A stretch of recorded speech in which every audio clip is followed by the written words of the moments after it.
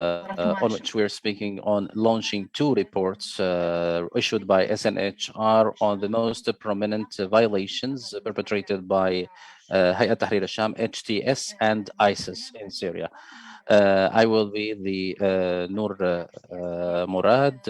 I am a journalist on Syria TV. Our panelists will be Mr. Abdul Ghany, CEO of SNHR, Mr. Ibrahim Olabi, a lawyer with Guernica 37 Bureau in London, and we have Hossam Jazmati. He is a Syrian researcher.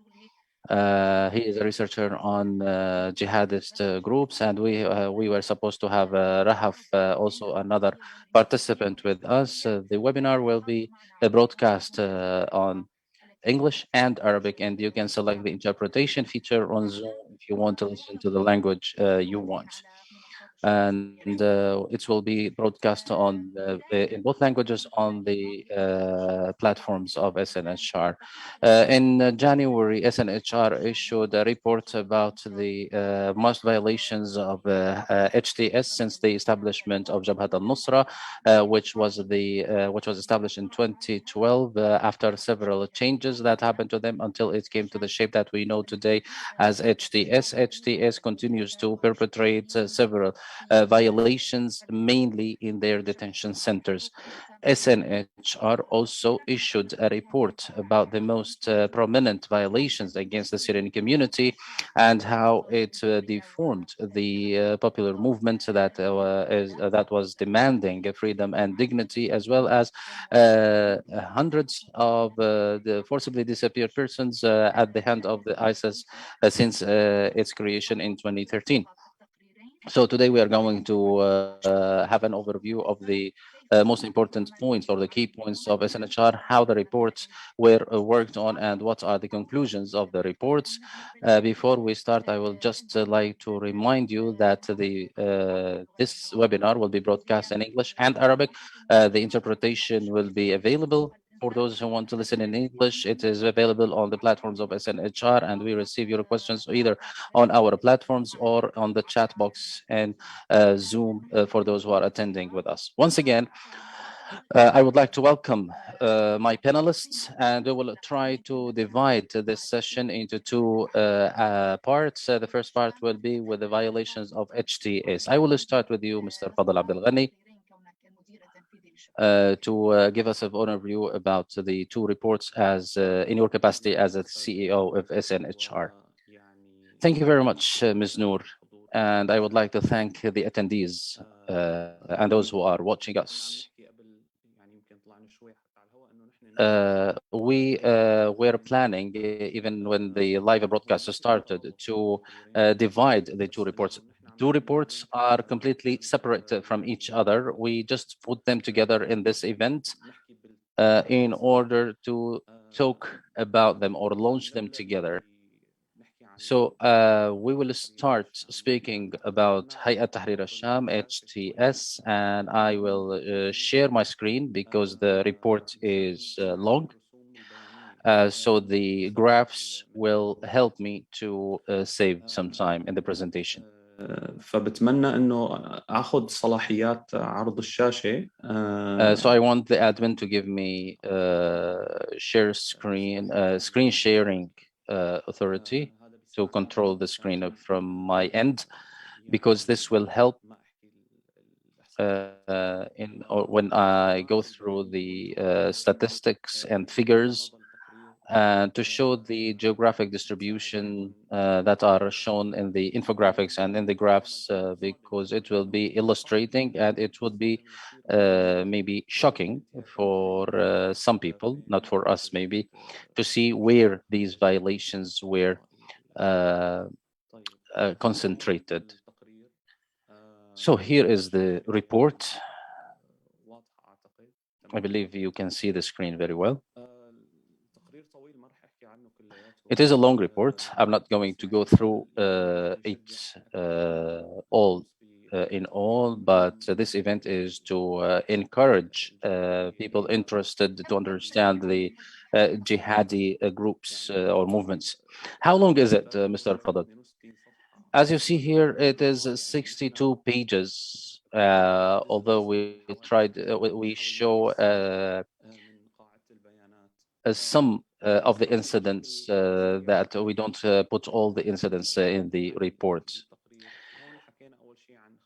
So we started with the background on HTS, and this is very important because we need to understand the background of HTS. Of course, it goes back till 2012, and it is we started with the basic issues about the establishment of Jabhat al-Nusra, which did not pledged allegiance to Al-Qaeda at the time. And Hossam Jazmati is going to speak more about that. And its leader is Abu Muhammad al-Jawlani until today. Abu Muhammad al-Jawlani directly pledged allegiance to Al-Qaeda in order not to pledge allegiance to ISIS. Then in later in 2016, they disengaged from Al-Qaeda and changed its name to Jabhat Fatah al Sham or Al Sham Conquest Front. And then in January 2017, the Hayat Tahrir al Sham was announced as a different name. So these are the changes that took, but people who are following up, they know these details of the movement. Some of the main or the key points in time for the Hayat Tahrir al Sham is that it wanted to be a local faction. So for example, the main points was in June 2020, where it confronted the conglomeration of Fathbatu, which was composed of five factions.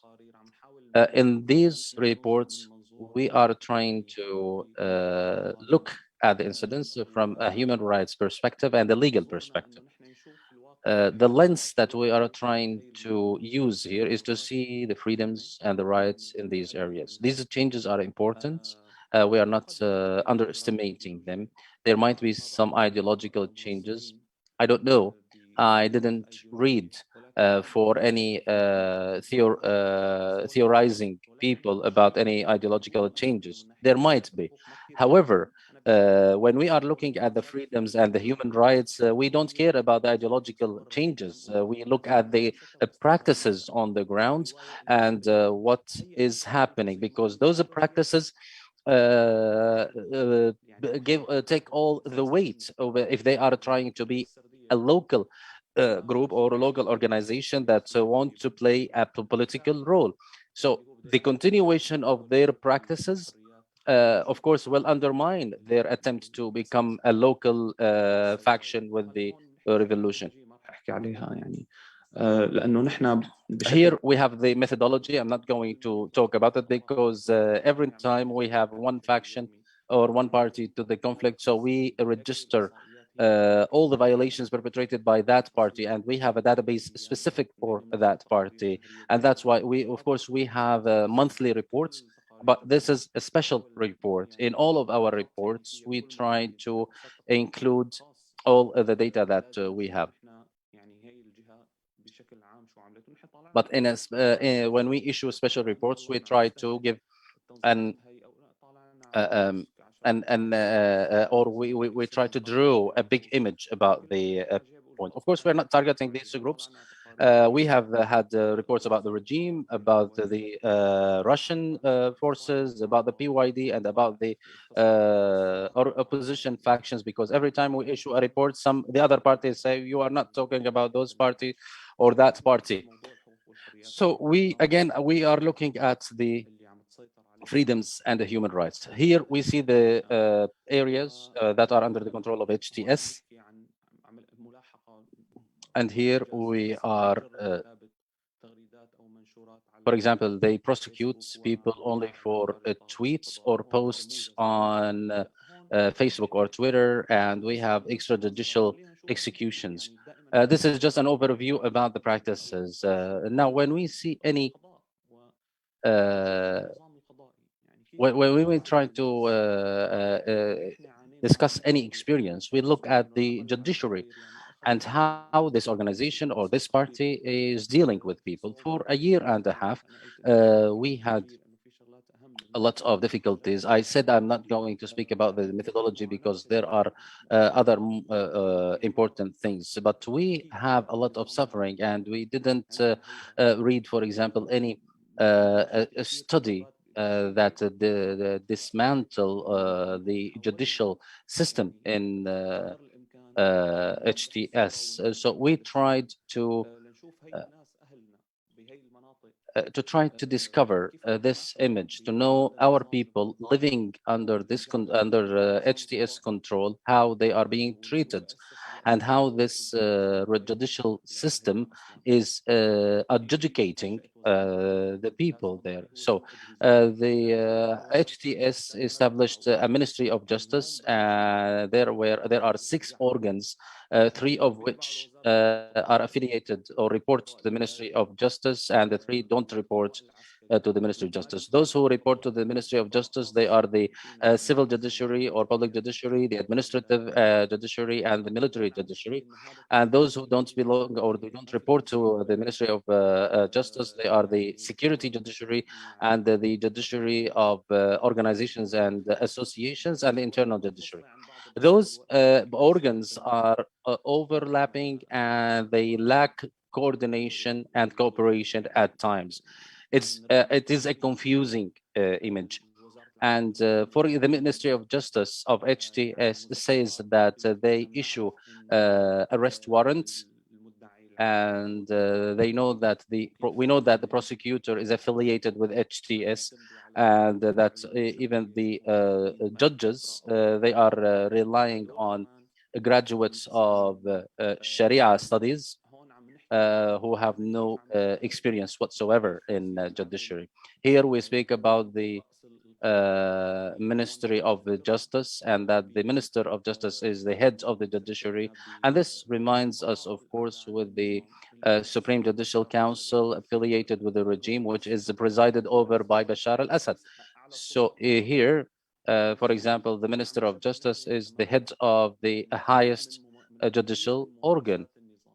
So here we can see a lot of similarity with the practices of the regime. When we looked at the courts, we found 5 courts, one in Idlib, one in Sarmada, one in Riha, Salqin, and Darat Azza. And how these courts are run, here that's what we are speaking about, and how uh, the Minister of Justice sometimes intervene in the sessions, of course, with authority that is over the authority or above the authority of the judge. It is very important to learn about the system, because those courts are adjudicating between tens of thousands of Syrians. And this is something that is not being spoken about a lot, and we don't know about a lot. We have the first degree courts, the personal status courts, uh, and they rely on their rulings. Some of them rely on their interpretation of the Islamic Sharia, and sometimes on some of the Syrian laws. The fees they take in these courts are very high. Here we have examples of the warrants, for example. Then we spoke about the prosecution. The general prosecutor, or the prosecutor general, is what is his function and how the referral is being made from the police stations, and the cases are referred to the competent court. There are, of course, Court of Appeals and an appellate court, and there is a higher or the Supreme Court as well. And here we speak about the administrative courts as well. And we have the military courts and the administrative court. Here we are talking about, we have 1 court in Idlib. We don't know how it works, but when there is any conflict between the ministries. So this is the jurisdiction of this court. محكمة الإرهاب، محكمة النظام بتحكم فيها الأجهزة الأمنية. And this is the security court. It is similar to the court of counterterrorism that is affiliated with the regime. It is not affiliated with it doesn't report to the Minister of Justice. So it has its own authority. The judge has the highest authority in this court. We have also the judiciary of the organizations or NGOs, and this is also not, it doesn't report to the Ministry of Justice, and it prosecute the civil society organizations and those who work in them. So there is a specific court for the NGOs and civil society organizations. Yes, and it's not affiliated with the Ministry of Justice. There is some shocking information, as if there is a blind spot here in Syria where the people who are living there are being treated in ways that are barbaric, the least to say. We talked about Al-Hisba or the Sharia police. Why there is a Hisba organ, although there is a judiciary. So HTS maintained Al-Hisba or the Sharia police, and all of these organs, including the judiciary organs, all of them are feeding into the security apparatuses. And this Hisba organ is being, the name is changed every time they are confronting people. So now it is called Al-Falah organ. Before that, it was called Sawa'id al-Khair, or the good arms. الحريات الشخصية مثل So this is dealing with our curtailing the basic rights. For example, any mixing between males and females in restaurants, the dress code of women, playing music, growing beards for men. So this is the areas where these are the areas that this organ intervenes in. There are violations since the establishment of HTS, and they are continuing because the head of the HTS, Ahmad al-Sharar, who is Abu Muhammad al-Jawlani, is the same. So there is a heritage from the past. We can't deal with HTS as a new body. There is a heritage of violations of the past when it was Jabhat al-Nusra, and there are new violations that are taking place. Here, for example, we are talking about the murders since the establishment, and here we divided them into the murders when they are bombarding or other areas, untargeted bombardments, although they are, because those people who are being killed in bombardment, they are our people, and these are human rights for all Syrians. And if one party doesn't apply the international humanitarian law, it doesn't mean that other parties are allowed to overlook the international humanitarian law. We also here talk about torture and the negligence of healthcare. And here we have a graph showing these 500 cases that we took as a sample. In this graph, this is one of the graphs that will help me to illustrate this lengthy report. We have you have spoken for 15 minutes. Okay, I still need 2 or 3 minutes and I will conclude.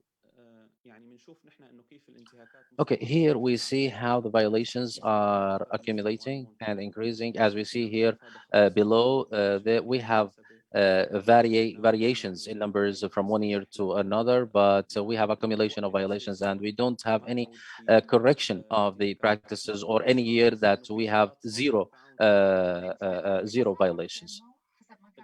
The graph shows that there is increase in the violations. No, This here we are talking about the accumulation. For example, in this year, 2014, it was the highest. Then it went down, and then we started to see some increase. But here this graph is showing the accumulation of the violations. Now, this is a shocking graph. The areas that suffered the most from HTS are the areas under control of HTS, which is Idlib, by killing and torture. And this, of course, undermines the narrative of a lot of people who say that Idlib is accommodating people, and uh, it's taking on a lot of people. And this reminds me of Hama. After being slain by the regime, we have people saying that 90% of Hama is from the Muslim Brotherhood. And a couple of days ago, Mazlum Abdi said that Idlib is a place of terrorists because the new leader of ISIS was killed there. So this graph destroys the narrative of those who are saying that these areas are people living in peace under these groups. Here we are trying to humanize the figures and the statistics because we don't want to show the victims as numbers only. So we had some examples and some pictures of the people. Here, as you see, for example, Idlib has the highest number of the detainees and forcibly disappeared persons in Idlib under the control of HTS. This graph also is on the rise.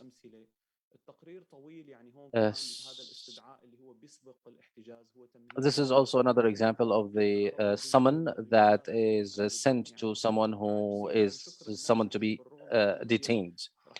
And we see that although some people are will be prosecuted or threatened, they wanted to expose the violations they were suffering from and gave those papers.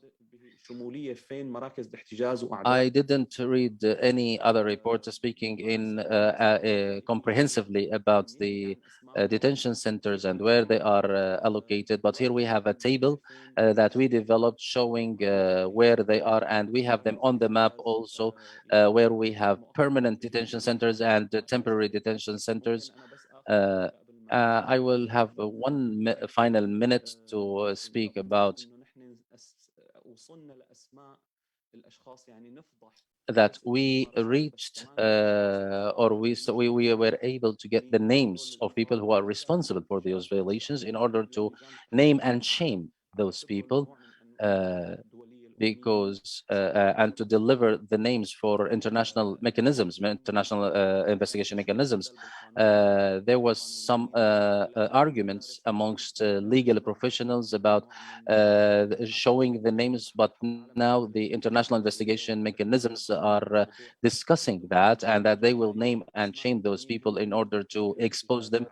So here we have the names of those who are responsible for al-uqab, a prison, for example, for torture and investigation of people. So we follow that school that of naming and shaming those people. We also included some of the sketches of the torture methods that are used by HTS. Some of them are similar to those used by the regime. And we also focused here about the discrimination against women, especially working women, and the pressure that they are putting on those women. They are either stopping work or they are displaced or they are seeking to migrate from those areas. And we also have some examples of threat messages that were sent to them on the backdrop of their work. Thank you very much. I conclude here. Thank you very much, Mr. Fadel. I have a number of questions, but I'm thinking of postponing these questions until we have all the speakers, and then we will have open up for discussions. Mr. Ibrahim, if you want to speak more about the legal aspect of this report. Thank you very much. And I would like to thank the SNHR for these two great reports that cover comprehensive aspects of the international violations that are perpetrated by HTS and ISIS in previous times. I'm not going to speak about the aspect, the legal aspect, and the accountability for things that happened and how we can deal with these things. Or actually, I'm going to speak about these issues. As Mr. Fadel said, these two issues about ISIS and HTS, they are two different issues because we have one organization which is ISIS, is almost defeated or vanished. It is fought by the international global coalition, and the other organization have seen a number of structural changes in the past 10 years and changes in the names and in the structure and the policy. But there is a legal point that link both of them together, and this point links the humanitarian or the human rights work and the legal work together. The basic thing, as a human rights defenders and as lawyers and law professionals, we should not accept to use the designation on terrorist groups to facilitate our work. So, for example, if this organization is designated as a terrorist organization, so that's fine. I don't need to do any other works because all of the this will facilitate the the human rights violations that those factions do. The designation sometimes is based on political aspects, and we have seen some parties that were designated on terrorist lists in the world for political lenses, and they were removed later. But when we speak about the human rights violations, these are things that don't change. Now we see what is happening with the regime, whether people want or the world want to normalize with them or not. Those crimes will stay there, and they should be held accountable about them, regardless if the international community accept those this state or not, or this government or not. So, because the documentation of these violations is different or is separated from the political aspect. We have the Geneva Conventions, we have the Rome Statute, and other agreements that happened. So these points link ISIS and al-Nusra on this issue. So it's very important for us as a human rights defenders and as law professionals not to use the designation in order to overlook what they do.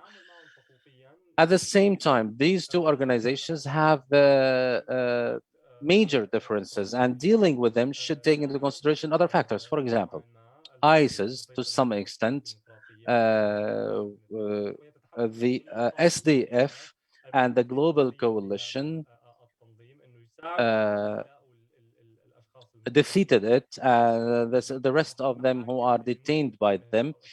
So the SDF should be responsible for finding the fate of those who were forcibly disappeared by those organizations. And once again, we cannot use the designation of terrorist groups in order not to get into this human rights issues, because part of our work is to provide reparation for the victims. And we have, of course, judicial mechanisms and semi-judicial mechanisms in order to, for the fact-finding, for the and for the reparation for victims. So SDF in those areas should help in the courts or the trials that are taking place, and to finding the fate of those who are disappeared at the hands of ISIS, and those who go back to their countries. Their The crimes should not be tried as affiliation to a terrorist group. This will be the easiest thing for them. But those who perpetrated international crimes, they should be tried for perpetrating international crimes. There was an issue that was well known in the a while ago, because a German court considered what happened to the Yazidis in Iraq a genocide, and this was a very important thing. So they tried the person they had, not only because he belonged to a terrorist organization, but because he perpetrated an international crime. So this is a very important point. Of course, in terms of ISIS, ISIS is not there the way it was before. So our recommendations is to deal with the situation that we have now. As for HTS or Al-Nusra Front, there are things that happened before. I'm not going to get into the details of that. So the leadership of Al-Nusra should hold the perpetrators accountable, regardless how senior they were.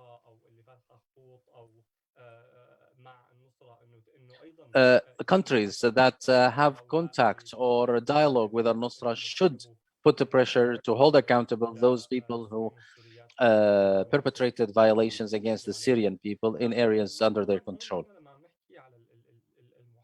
And here, when we are speaking about holding or accountability for the former crimes, we should be talking about a judicial system.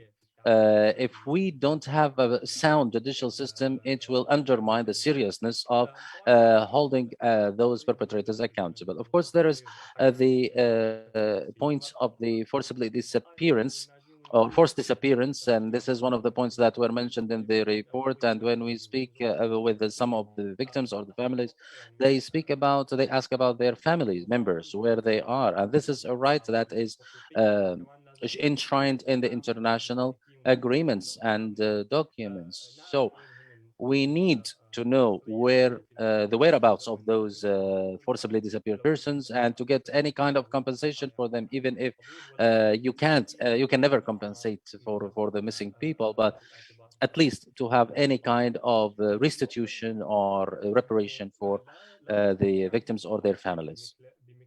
Al-Nusra cannot use double standards, that it is a party that is in control, but it's not committed to international laws.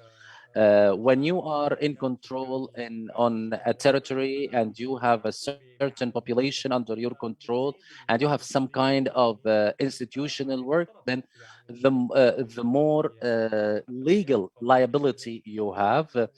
And here we are talking about the standards of international law. They are not standards that we created. These are things that have developed and improved over the years, over hundreds of years.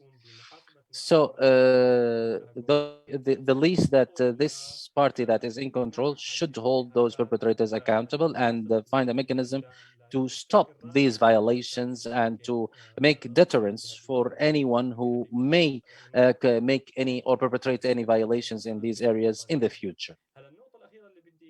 The last point that I want to speak about, of course, in these two reports, we are, and in this panel, we are, or if we are focusing on the crimes of ISIS and HTS, it doesn't mean at all that the criminality of the regime or the violations perpetrated by the regime were not the reason of where we are today. There are foreign academics who say that the violations and the torture that was perpetrated by the regime are the ones that led to the extremism or radicalization in Syria, and it is the one that gave the extremist groups a narrative to respond. So however, this doesn't give you the right to make violations. Even if there are two military parties, if one is making violations, the other doesn't. This is not a justification for the other party to make such violations. So it's very important. And once again, using terrorism is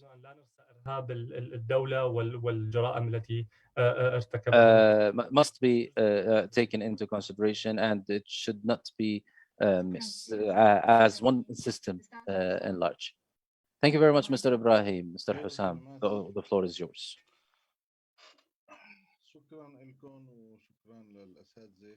Thank you. I would like to thank the speakers before me.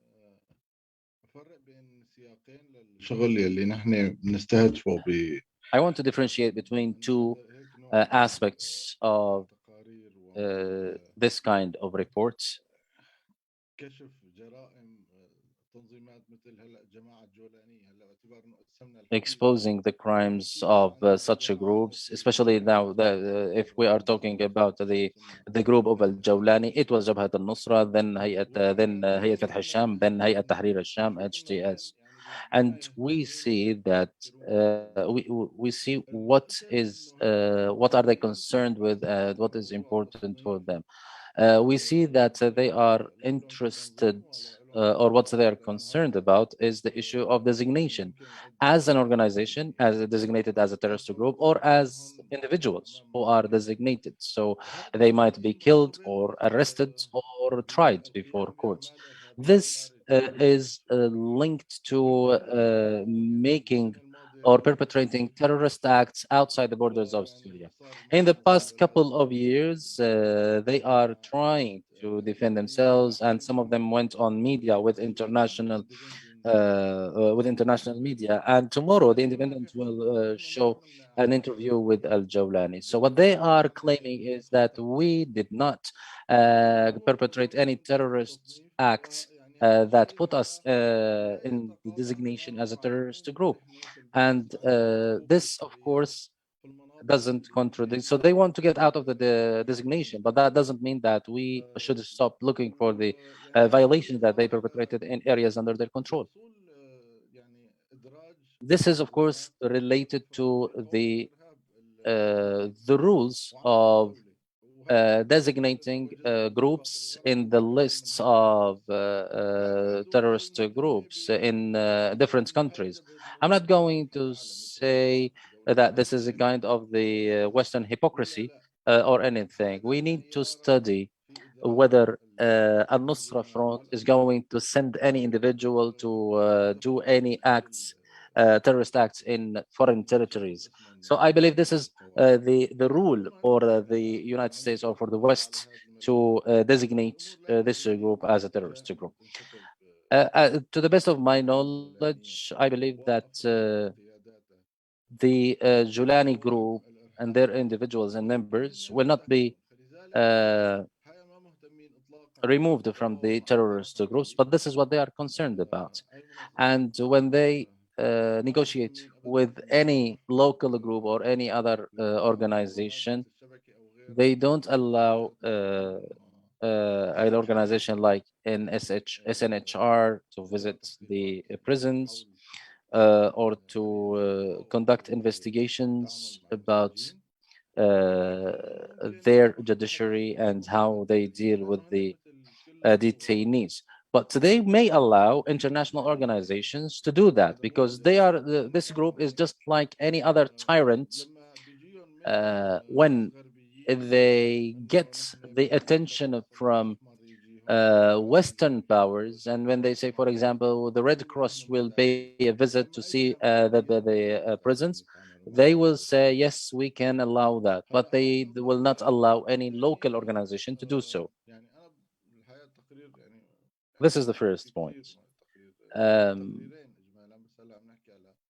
and I'm very satisfied with these two reports after reading them. But I want to highlight one point that Fadel said towards the end, and he said that this is something that this is a school that is being followed now in amongst some the international investigation groups, which is name and shame of those people. Now, Hayat Tahrir al Sham in its current shape, which is HTS, and the hidden one, and I'm sorry, the executive branch, which is the Salvation Government. استلم بعده فلان قاضي سرمدة مين كذا يعني أنا مثلا اشتغلت طلع معي إنه قاضي سرمدة هو يعني أخو الجولاني. So we need to find the names of people. When I researched the group, I found that the judge in Sarmada, I found out that he was Al Jawlani's brother. And people in authority in under HTS is based on based on loyalties or a network of relatives and blood relatives. For example, the deputy of Al-Jawlani, he is the head of the security forces, and he is responsible for all the violations that are taking place in the HTS prisons, not the prisons of the Ministry of Justice. I just want to say that Abu Ahmed Hudud, whose real name is Anas Khattab, his name should be mentioned. Who is the person responsible for the security branches. All other proclaimed judges or torturers or jailers, all of them, I highly recommend that their names should be mentioned and that they should be held accountable when the major perpetrators in Syria are held accountable. They should be held accountable with them. And when we try to push that with the Westerners, when the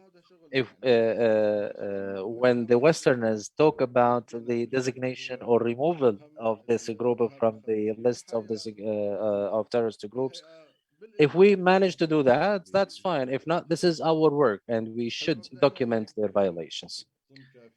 But this is my initial remark, and then we can speak about ISIS. Let's just have some discussion, especially that you mentioned the judiciary, and this is the first time I read about the judiciary. There was some research about the SDF areas, but this is the first time I read about the judiciary in Al-Nusra or HTS.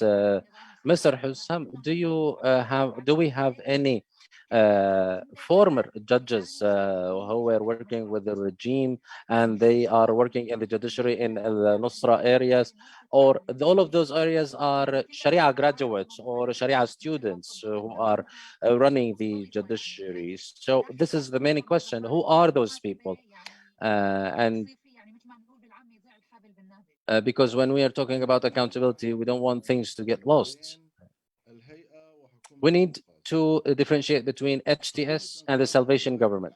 The Salvation Government is working under broad lights. The Ministry of Justice of the Salvation Government, it has a channel on Telegram, it has a page on Facebook. So the media outlets that are affiliated with the Salvation Government, they talk about the news of the Ministry of Justice, and the minister, for example, they broadcast their photos when their visits, when they go to a court here or a court there. So we can easily get to the structure of the judiciary within the Salvation Government. And most of it is based on local Sharia officers. When there is a structure, there is someone from the Shura Council of HTS who is responsible for the judiciary, who is Madhar Al-Wais. He is the member of the Shura Council of HTS and the member of the Supreme Judicial Council of the HTS. So this is the branch of HTS that supervises the judiciary. Now, the issue of the judiciary of HTS is completely different. It relies on local people, migrants, on former security officers. So what you are talking about is who is responsible for the internal issues within HTS. No, not like that. This one is responsible, or its jurisdiction is about things that are related to security issues. Most of the arrestees of this body are from ISIS, former ISIS members, or from Hurras al-Din, or from those other factions. So the security organ of HTS refers the detainees to these courts and to those detention centers, all of which are not Sharia courts in their understanding. For them, they are referring them to the ministry, to the Salvation Government, to the Ministry of Justice, just like any other government. But HTS has another or a parallel body, whether we're talking about the informants, security personnel, jailers, judges, or implementers. So, of course, when we speak about the detention centers of HTS are way worse than those of the Salvation Government, and I doubt there are anyone who's a graduate of any legal studies or law studies, and of course their loyalty is higher to Al-Jawlani himself and to the HTS. So we are speaking about something similar to the mukhabarat, the intelligence. Yes, exactly. Mr. Fadel, when we are speaking about the violations, when we are talking about a de facto authority in some areas, and it has its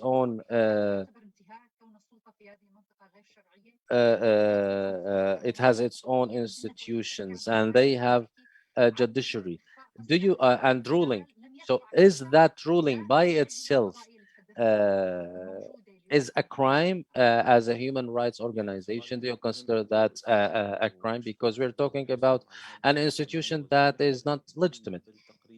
Thank you. Your question is very important. And when I was going through the report, I said that there are these courts that are that report to the Ministry of Justice and others that don't report to the Ministry of Justice. Who are those? Those report directly to the to HTS, but I cannot differentiate a lot between the HTS and the Salvation Government, because the Salvation Government is branching out from HTS, and HTS is responsible for their actions. So both of them are HTS. So whether we're talking about HTS as a body or the Salvation Government, because the Salvation Government can be the executive branch of the regime. The regime here is HTS. So the responsibility should go back to one party.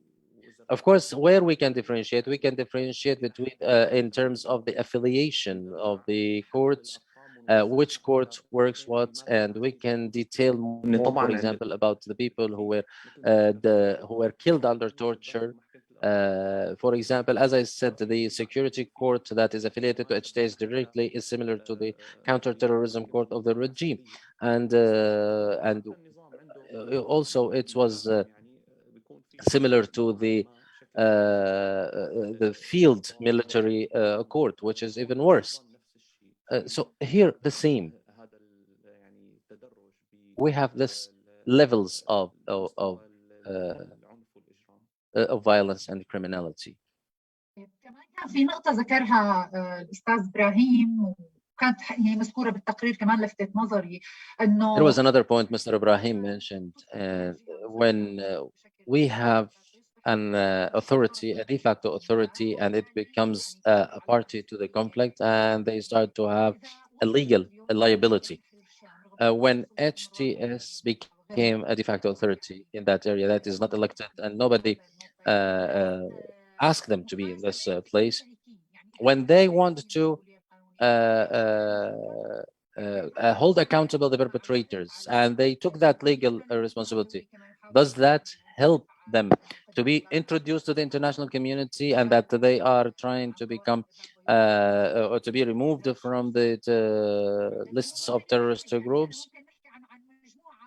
Because they might, for example, speak about a group that Al-Jawlani will sacrifice, especially if their names are mentioned, and by doing that, they will be introduced to the international community. Well, this matter has to do with the international community. There are some human rights issues that facilitate the political will, and some other things they make it difficult for the political will to happen. So there are some regimes that have no problem and they deal with anybody, and there are other governments that they have the legal means, and they say we don't speak with those or that groups. So the political will is not related 100% with the human rights. We want to link it, but the political will, of course, differentiate, overlap, or fluctuate according to what is happening in in the world.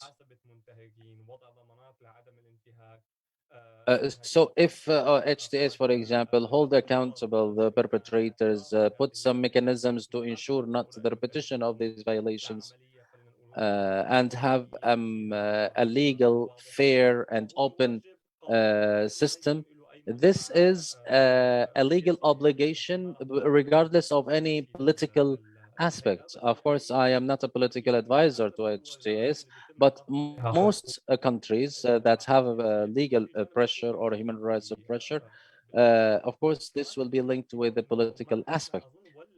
But here, because we have a Syrian organization like SNHR, uh, now it's not something that is viable that any organization will say, okay, I will issue a statement and I will commit myself to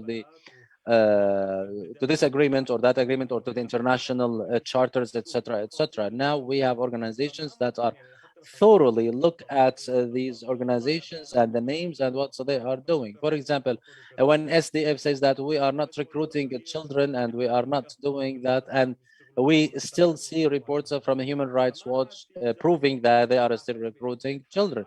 So now it is not possible to maneuver the human rights organizations that are documenting everything, and we have survivors whose voices are being communicated to international arenas, and the actions of the perpetrators are being exposed.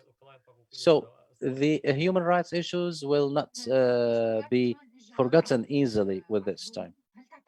We have a question on the chat on Zoom. Someone is asking, do you think that this model, which is having courts affiliated to the Ministry of Justice and other courts that are not affiliated with that, is that similar to the legal system of Saudi Arabia, for example? I don't think so. I don't think that in Saudi Arabia there are two judicial systems. There is the body of promoting virtue and combating vice. Well, yeah, but this is part of the Ministry of Justice. It's not separate, so it's not similar. So the one who asked the question, she's talking about the body of the promoting virtue and combating vice. I believe this is similar to Al-Hisba, which has to do with the day-to-day life of people. Yes, exactly. I agree with you. تقريبا 30 دقيقة لحتى ينتهى وقت الجلسة، فخلونا ننتقل. We still have 30 minutes, so let's move now to the reports of ISIS. Mr. Fadel, the floor is yours to present the reports on ISIS. Thank you, Noor. And once again, I will share my screen to illustrate what I will speak about and to encourage people more to read this report. Once again, we started to talk about the background of ISIS. Of course, we are honored to be one of the first institutions that raised awareness and warned from the threat of ISIS. And we that report in February 2014, we issued that, and it was circulated globally. And the ISIS was still in its beginning. It was in the summer of 2013. It started to expand. In the beginning of 2014, it started to control large areas, and that report was speaking and warning from or warning against the threat of this organization. Here we see different maps through time and how the control of ISIS changed over time. Here we are speaking about the methodology. We have a database specific for the violations of ISIS and the different violations perpetrated by ISIS. Here also we are showing what we registered in that database. We have killing on the backdrop of the conflict when they are fighting with other parties. They fought factions of the opposition. They fought with Tahrir al Sham or with SDF, Syrian Democratic Forces, or killing in areas under their control. And here we differentiated here between the illegitimate battles or hostilities and others who were killed under torture. And here we have this accumulation graph. Here also we see تضررا. نشوف دير الزور أكثر من قتل التنظيم areas that were most affected. We see that Deir ez-Zor had the largest number of people who were killed. Raqqa, Aleppo, and Hasaka. These are areas that were under its control. And then in Homs, when it controlled the area.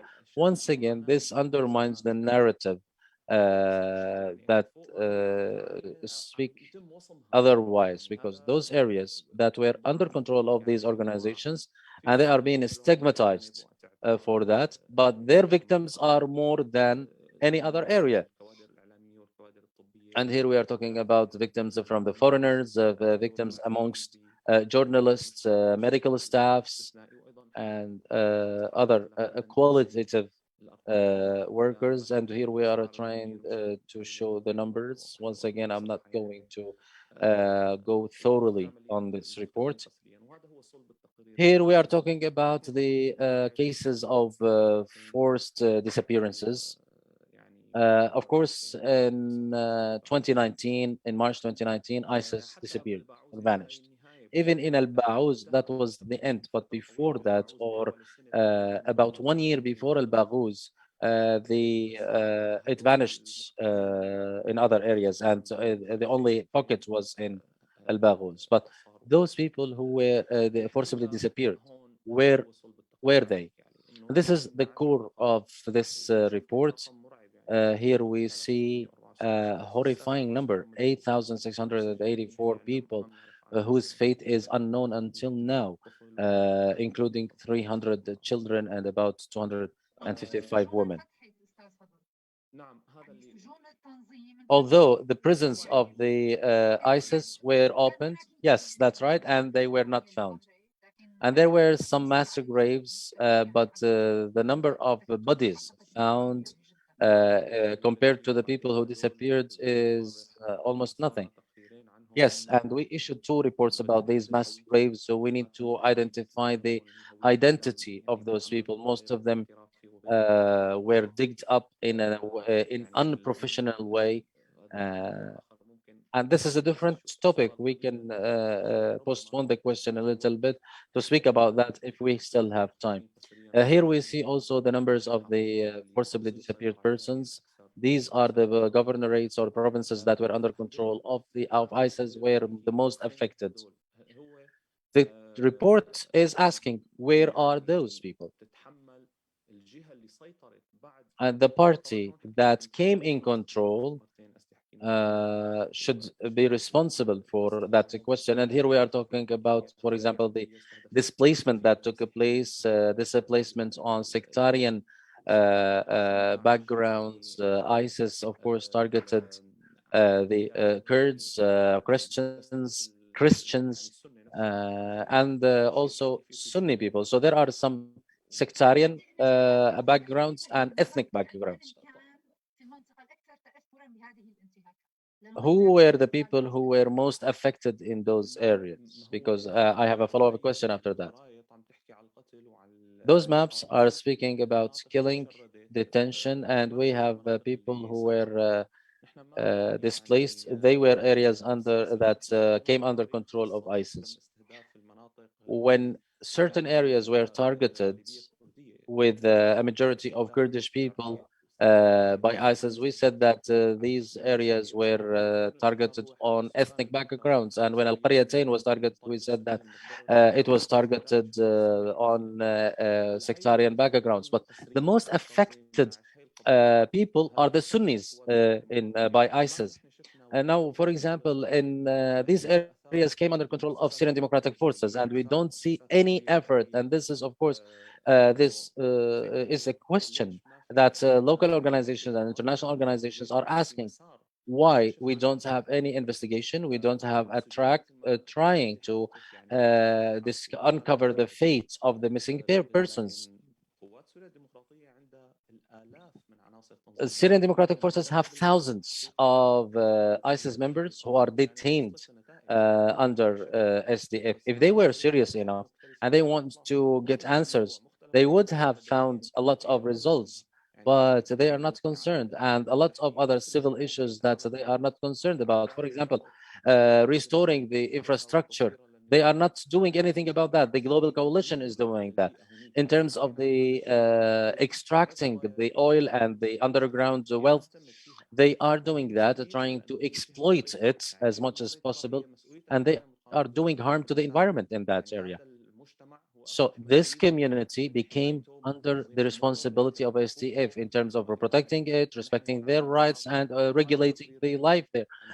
So this report is showing the or talking about the violations of ISIS, but here also we speak about the responsibility of the new de facto authority in the area. نماذج وكمان حكينا عن عمليات التعذيب. We gave also examples, and we spoke about methods of torture and some of the people who were killed under torture. But we did not document here that those people were killed under torture. Here also we showed the detention centers. We had a report that was issued that it was called the Black Hole. And we talked about torture there. And here also we mentioned some of the torture methods that were followed by ISIS. And maybe that was the result of killing those who we documented as being tortured. And since we are saying that they are killing detainees easily, so part of those missing persons might be killed, but we need to confirm that. And there should be efforts to do that, because families of the missing persons are always living on the hope or on the concern whether they are still if they are alive or not. And we have a lot of issues like marriage, if we're marriage, and heritage or inheritance that should be decided on that. Might some of the missing people might be killed, that's right, but we don't have confirmed information. That's why we keep those names under the lists of the forced disappearances until we have confirmed data and common investigations. I visited the Pentagon several times, and I talked about that issue several times, and the Department of State several times, because the global coalition under the entire and the leadership of the United States is supporting the SDF in that area, and they should be leading such efforts. Before we move to another point, we have a question which is talking about the methods of torture and killing. The question says, is there any documentation of the quantity of executions the ISIS had? For example, suffocating, throwing from a high building, or shooting. So were there any documentation of those methods? The statistics that we provided, for example, those who were killed under torture, to some extent we can break down the number to some of them how they were killed. But some of them we cannot do that because they were killed inside the detention center, and we received the news from their family members, or they received the body. And of course, we have those who were drowned and who were killed in other methods because they were documented by ISIS and they were filmed, so we know them. But others, some of them die because of the because of the lack of health care, diseases, or not being taken care of. Was there any judicial system, or it was a chaotic system? They had a judicial system, but of course their rulings are of course very harsh. So when they rule that someone is apostate, so they will be killed immediately. They don't have any laws. I believe that they are similar to the military field tribunal by affiliated to the regime that hold a trial for 1 minute and kills the defendants. I want to go back to the report of HTS. How much executions or death sentences are issued by HTS or here with ISIS? Here, for example, we have the report says that about 20% of those who were killed, 106 people were killed in summary executions or death sentences. There is another question that there was a place for detaining people for being recruited by ISIS, and then they released them, but we don't know the numbers of those people, and they were hundreds of people, and we don't know the fate of them, and they didn't join ISIS in the fighting. Do you have any information about that? We need to know where is that center that you are talking about, and any information that you can have that will be very useful to follow up on that issue. Did you register any cases of mute of rebel within prisons of ISIS or HTS? We don't know about that, but let me go back to the recruitments. Those who are recruited by ISIS, they are considered as missing persons. He said the one who asked the question is saying that it was in Al Mayadin. Once again, I need to go back to the database, not only to know the center, but we need to know all the details about that. Okay, so does the person who asked the question, you can communicate it through the formal email with the SNHR to provide all information. Mr. Ibrahim, if you have any intervention about ISIS, if you have more information on the legal aspect. Once again, from a legal perspective, we have different points. First, we have the foreign fighters that are going back to their original countries. They should not be held or tried as terrorists, and the global coalition should take more responsibility on putting pressure on SDF to find the missing persons. The report spoke very well about the details. Usually when organizations are defeated, people forget about them and their crimes. But here we are talking about crimes that were perpetrated on long time. So it is very important not to forget about these crimes or to forget about the victims. And at the same time, we should not only focus on one party and forgetting about the others. And that's why it is very difficult to work in the Syrian context, because we need to focus on all the parties objectively, whether those parties are still present or not, because even if they are not present, we have victims who are still present. Why there is no more humanitarian attention by the global coalition? For example, now we can't say that the ISIS is defeated completely, because we have seen what happened in Guernica recently. But why they are not doing the legal mechanism or procedure that you are talking about, especially that the organization is still there and it is still a threat to the national security of the United States and the countries that are within the global coalition? There are a lot of countries that were interested to have a judicial body established inside Syria, because they don't want to try those people outside in their countries. But Syria are working with the Syrian context from a military aspect or military perspective. So the ministries of defense are the ones that who are dealing with the Syrian issues. So this is the main issue. But based on our the attention can be or rely on our ability to lobby for that.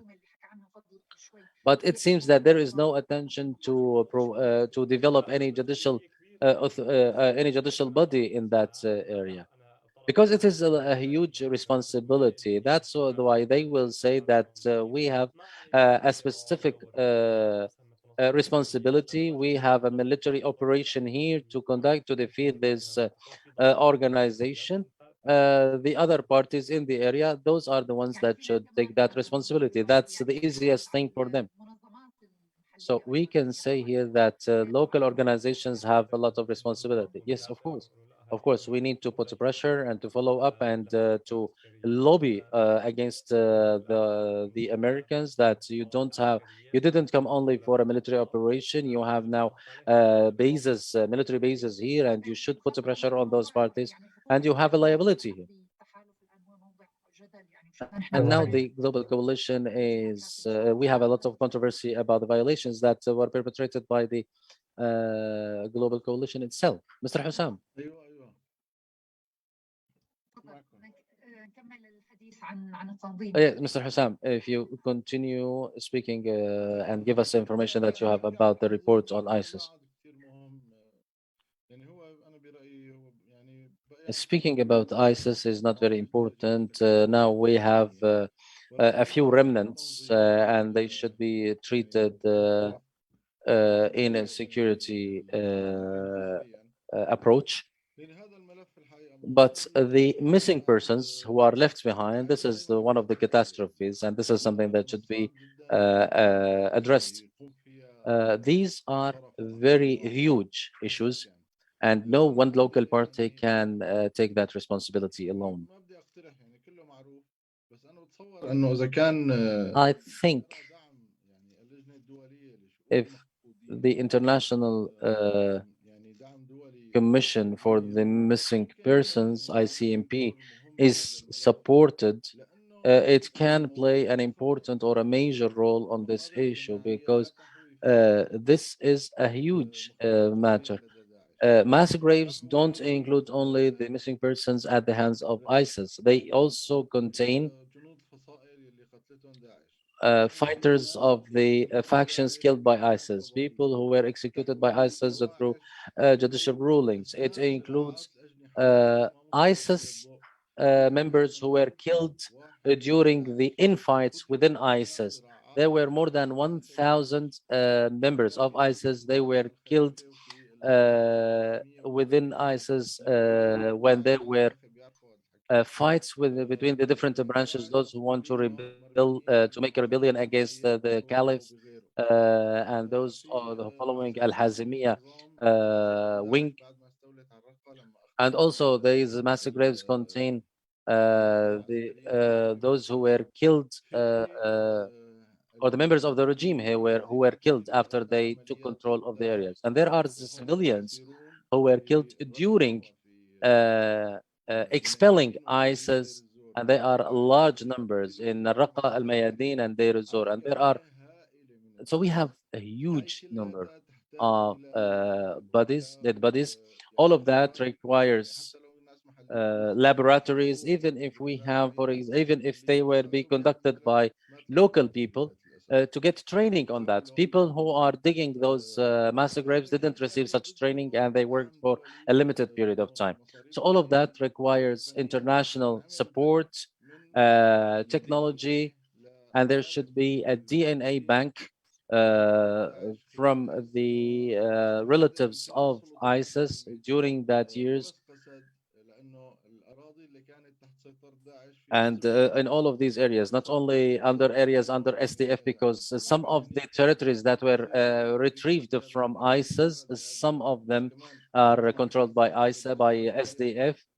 The first responders group worked in digging these graves, but they were not doing that work professionally.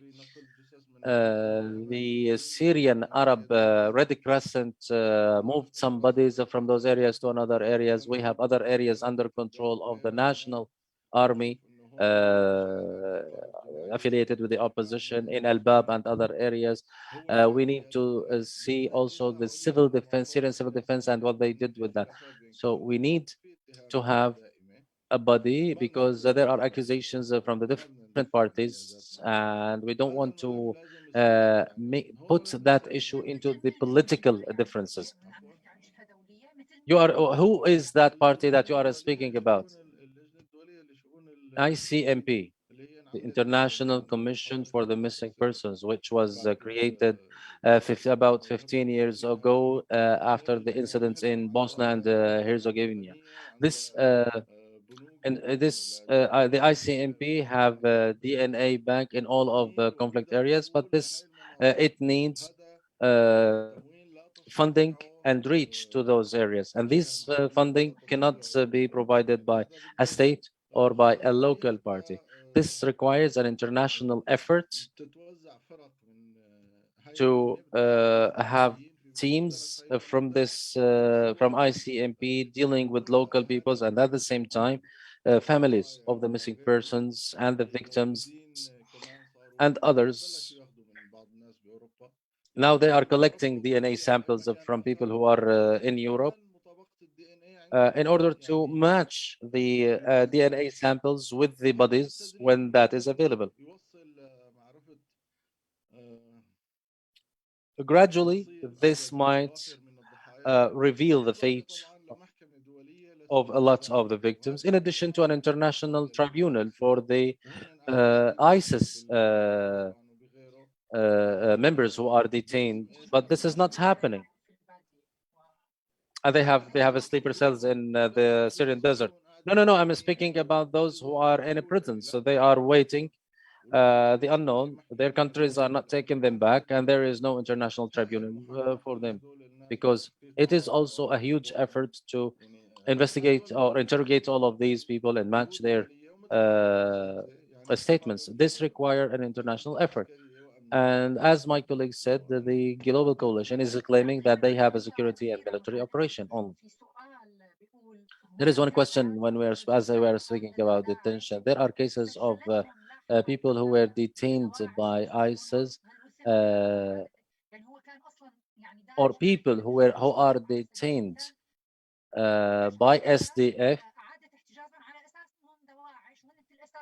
Actually, the question says some cases who were detained by ISIS and now they are detained again by SDF, accused of being ISIS members. Do you know any of those cases?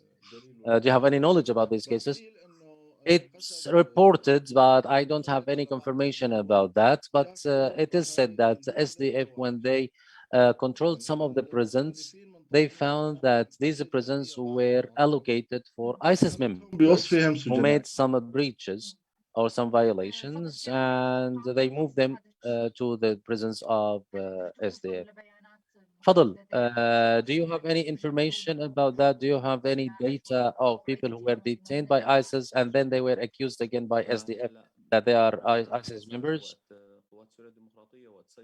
Yes, when SDF took control, there were some detainees in the presence of ISIS because, as I said, a large number of the detention centers were not found, and we found a tactic followed by ISIS that before they retreat from an area, they will either take the prisoners with them. I don't know whether they will be killed or taken with them, but what I want to say is that SDF should reveal this piece of information, and this never happened. And here is the question: did you ask them as SNHR and they refused to cooperate with you? Yes, when we document violations, we communicate with the parties to provide a comment, and those parties do not cooperate, and rather they personalize the issue and they refute what we say, and they start to attack us. We can analyze the data that we have. We know that SDF until now have 2,216 missing persons, whether former ISIS members or other detainees from opposition factions or people detained in their areas under control, and they were accused that they are ISIS members. When we issued the report, we analyzed their data. So SDF started to deny that, and instead of addressing that problem, they started to attack SNHR. And then there was an image that was leaked showing a detention center with hundreds of people detained there, other than the detention centers of ISIS.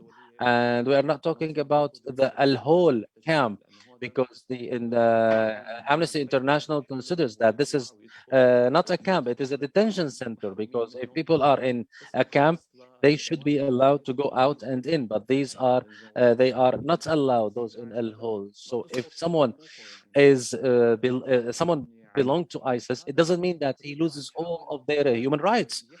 So in general, what I'm saying, that SDF did not cooperate in that issue, and it didn't show the lists of their detainees. This is something that is followed in all of the world. In each prison, for example, to open the prisons for visits by organizations and to give lists of the names of the people detained there. So when we issued our reports, SDF did not announce anything. They are not addressing that, and there is a huge negligence of that issue. The report pushed for, and we had a meeting with the State Department of the United States. So we hope that this report will push a little more. They spoke about that. And the Syrian, the international, Amnesty International spoke about that. This is a very important issue, and a number of the organizations of victims organizations, they are speaking about the victims at the hands of ISIS, and those victims are re-victimized by those in control in those areas. Are there reports, separate reports about the violations of SDF as a de facto authority? This is a question that was asked here. Yes, of course. And I said since the beginning that there are violations. But now we are speaking about those two parties, because we don't want to. I said that there were violations by Russia, and there are special reports about that. And even if there are no special reports, so when our regular reports, we mention all of these reports that come. There is also another question speaking about the recruitment of children by ISIS. That there were people who were, or children who were recruited. The question says, I've seen reports that ISIS forcibly recruited children into their ranks for Sharia education. Does HES forcibly recruited children also? Because I'm trying to understand why children are detained in the Idlib area. ISIS did not recruit people or children forcibly, but they tried to encourage them, especially the adolescents, to join the organization. And those who will agree, they consider him that they are capable to make their decisions. They will not answer to the calls of their families. And of course, the family will not dare to question that. And of course, ISIS does not agree on the categorization of the that anyone who is below 18 years old is a child. And this is a difference that is found between all of the Islamic or jihadi organizations and the international law. They consider that any person who is who went into adulthood, so if he is 13 or 14 years old, so this is an adult, it's not a child anymore.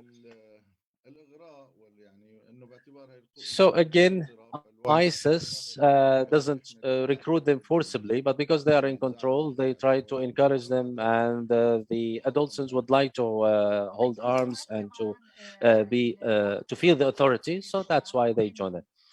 There is also a question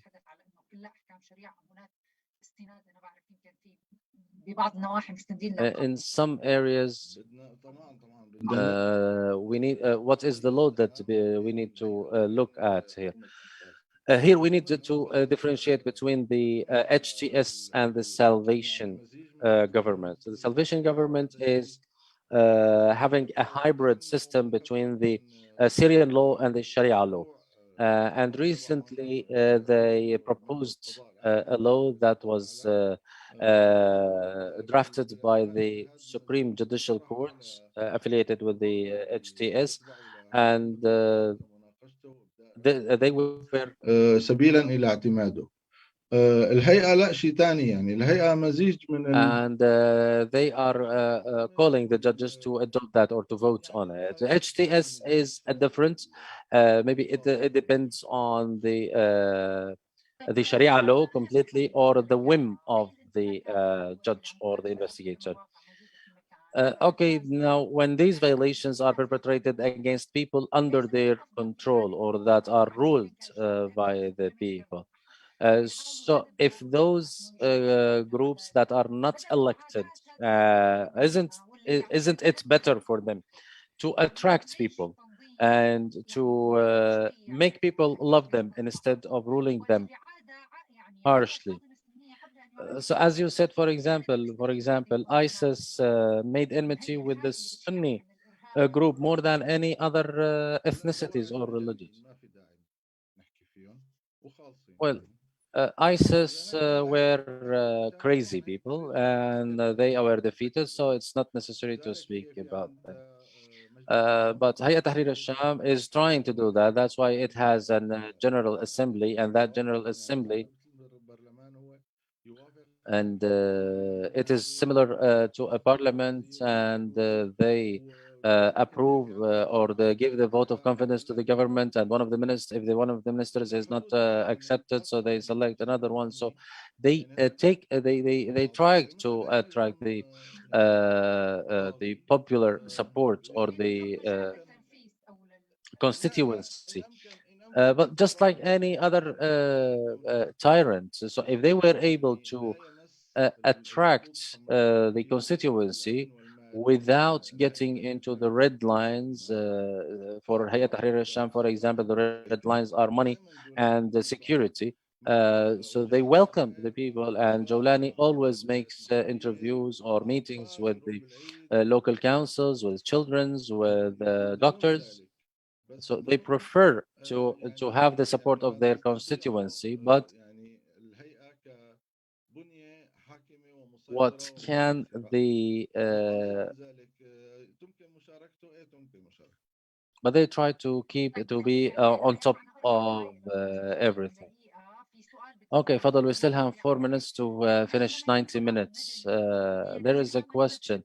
Is the civil judiciary is the same one that the judiciary of the NGOs in Idlib that intervenes in the NGOs and civil society organizations or not?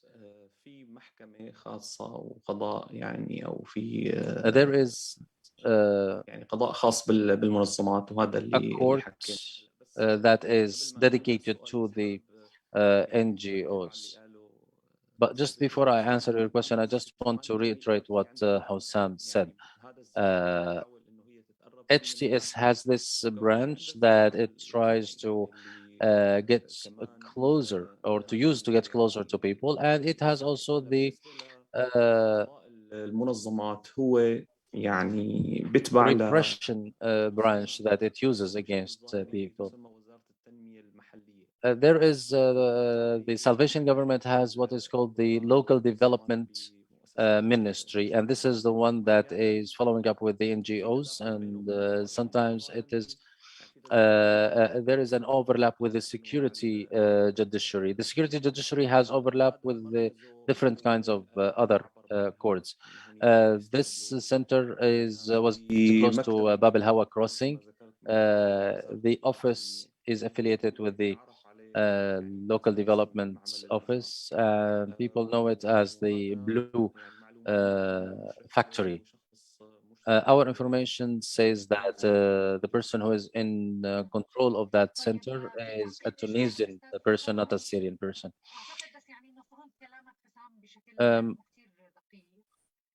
Some people misunderstood you, Mr. Hossam, that based on what you said, there is nothing called forced recruitment, and when people are being looted or children are being looted to join them, so isn't that called forced recruitment? In terms for the children, this is different because their categorization as underage or not, so this is different. SDF has a system for the forced recruitment or compulsory recruitment, which is called under the call of self-defense, and this is announced by SDF. This is not hidden. But ISIS and the Nusra, they don't have forced recruitment or compulsory recruitment. Recently, there is a center of compulsory conscription in Idlib that it is being prepared for the future. But right now, HTS is not recruiting or conscripting children or people. I want to speak something about the NGOs judiciary. Sometimes it is the cases that are adjudicated by this court depends on the amount of money that comes, and some of the cases will be referred to the HTS. When there is funds that is provided, when an NGO wants to raise awareness and educate people, that's fine, that they can work easily. But when there are funds, they want to take their share of the funds that get there. Noor, if you allow me, I have a comment on the issue of recruitment. What Hossam is saying is from the perspective of ISIS and HTS, and not from the legal perspective. But in your perspective, even if they are looted or they are encouraged to go, you consider that this is recruitment, forced recruitment. Okay, I want to ask you, when you put a screen in the street and you bring people who say, or there's children who say, I want to join you, do you call that forced recruitment? Yes, of course. If there is a child, if there is a child under 18, you cannot recruit him into your family. What about people who are above 18? If they are above 18, they are making their own decision. But the question here is speaking about the children. So even if he is going to tell him that I'm going to give you $5,000 and they are coming, this is recruitment of children, of course, and this is forbidden. Yeah, and the question is asking about that. تمام. اما تجنيد الكبار مسموح طبعا. But the recruitment of adults, of course, this is not problematic about the recruitment or not. Okay, what is the next step with these reports?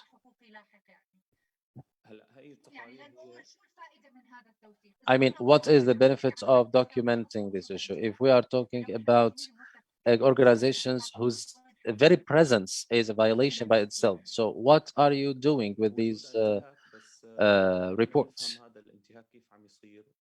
Yes, their presence is a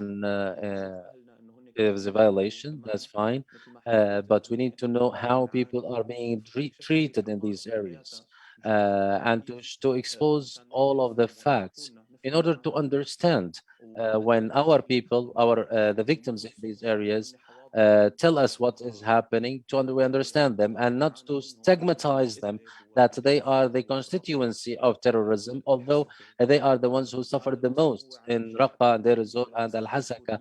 Unfortunately, this stigma is coming up from Syrians, not only from people who are not Syrians.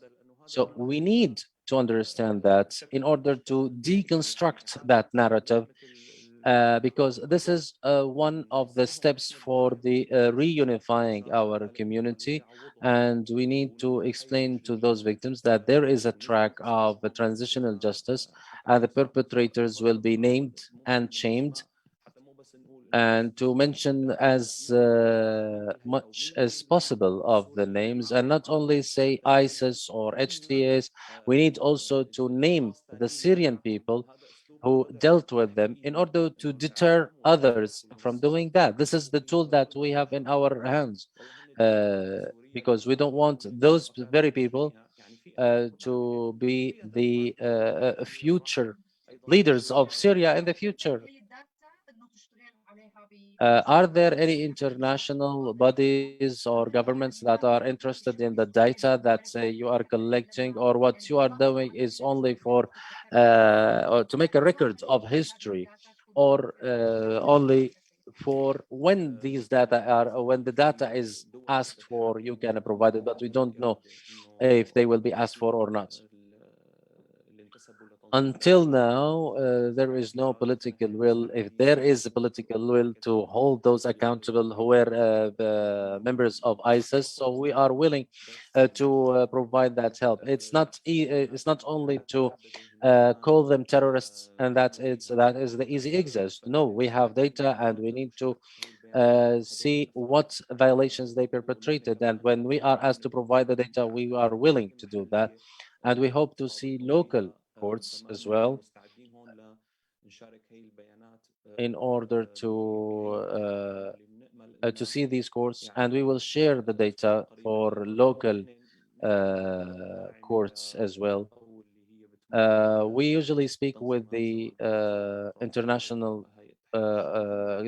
community, or with countries that have channels of communication with HTS in order to release the people who are detained or those who are missing, to reveal their names. So we try to do anything in that field.